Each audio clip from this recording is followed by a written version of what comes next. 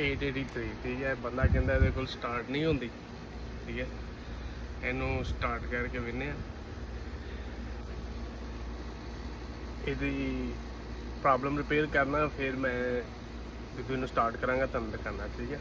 देखो सारा कुछ खुले है, टैंक भी मिसिंग है, बैटरी भी मिसिंग है, ठीक है।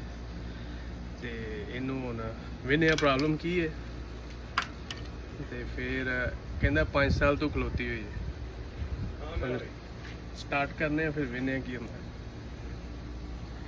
टैंक वापस ला लें, प्रॉब्लम निकली है फ्यूल पंप है। देखो ਇਹਦਾ फ्यूल पंप खराब सी, ਹੁਣ है बाकी चीज़ां सारियां ला के तुहानूं दिखाने आ।